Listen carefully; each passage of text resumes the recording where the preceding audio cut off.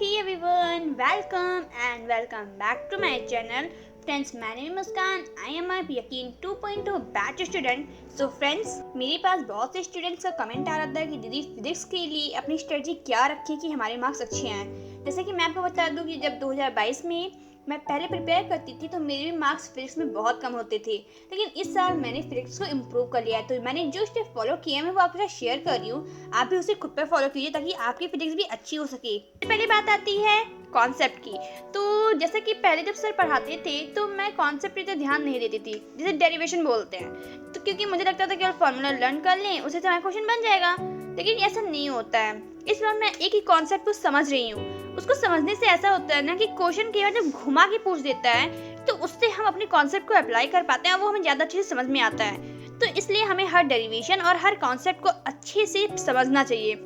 Second point है question. तो जैसे कि आप जानते हैं कि हमारे सर क्लास में काफ़ी क्वेश्चन कराते हैं, तो हमें करना क्या चाहिए कि जो क्वेश्चन हमारे सर क्लास में कराते हैं उसे सर के करने से पहले खुद ट्राई करना चाहिए.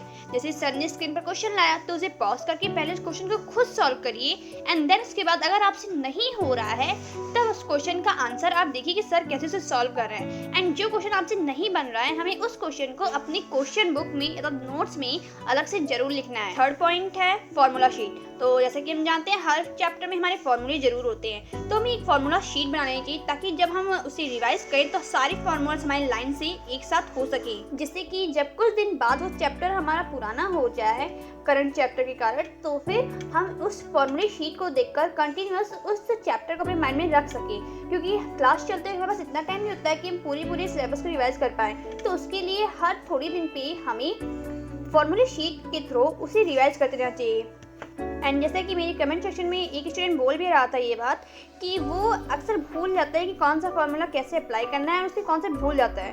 तो मोस्टली ये उसी के लिए है कि जैसे हम फार्मूला शीट बनाएं तो उसमें अपने एक दो कॉन्सेप्ट जो इंपॉर्टेंट हो वो भी हमें लिख लेने चाहिए, ताकि जब हम रिवाइज करें शॉर्ट में ही तो हमें वो कॉन्सेप्ट दोबारा याद हो जाए. और जब वो शॉर्ट होगा मीन्स केवल फार्मूला एंड कुछ इंपॉर्टेंट पॉइंट होगा तो उसे रिवाइज करने में ज़्यादा टाइम नहीं लगेगा. मिनिमम हाफ आवर या ऐसे कुछ टाइम लगता है बस. एंड सबसे लास्ट बात आती है हमारी PYQs. तो जैसा कि हम जानते हैं कि PYQs काफ़ी ज़्यादा अच्छे होते हैं हमारे सॉल्व करने के लिए, तो वो तो हमें मस्ट ही करना चाहिए.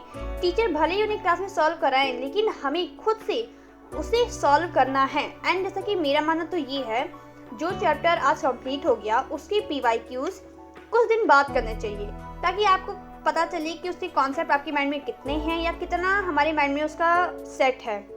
एंड अगर जिन लोगों की फिजिक्स ज़्यादा वीक है तो उनके लिए मैं एक स्पेशल तरीका बताना चाहूँगी कि ऐसा मैंने फॉलो किया, इसलिए बता रही हूँ कि अगर आपको फिजिक्स में काफ़ी प्रॉब्लम हो रही है तो जो चैप्टर हमारे पुराने हो चुके हैं उनकी एटलीस्ट डेली दो क्वेश्चन ही कीजिए. अगर आपके पास टाइम होता है तो आप इस 2 नंबर को बढ़ा लीजिए, 3, 4, 5 जो भी, लेकिन आप जो पुराने चैप्टर हैं उनके कम से कम 2 क्वेश्चन एक दिन में जरूर कीजिए.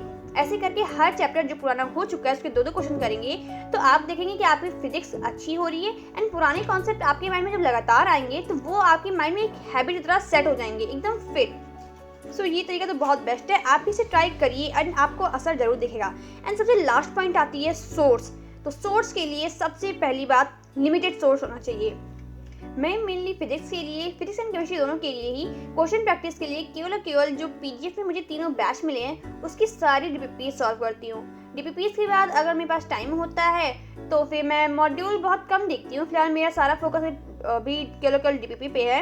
एंड जो क्वेश्चन सर करा रहे हैं इस टाइम मैं कोशिश कर रही हूँ उसे भी धीरे धीरे रिवाइज करते जाऊँ. मतलब सोर्स लिमिटेड हो, DPPs, सर की नोट्स एंड PYQs, इतने ही सोर्स को अगर आप कई बार प्रैक्टिस कर लें तो मेरे ख्याल से और कोशिश करने की जरूरत नहीं होती है. तो मैं बस इन्हीं चीज़ को रिवाइज कर रही हूँ. मेरा ही तरीका है कि मैं इसे बार बार कर रिवाइज कर रही हूँ और अदर चीज़ में मैं नहीं जा रही हूँ. तो आप भी एक बार इसे ट्राई कीजिएगा. उम्मीद है कि आपकी फिजिक्स भी इससे स्ट्रांग हो जाएगी.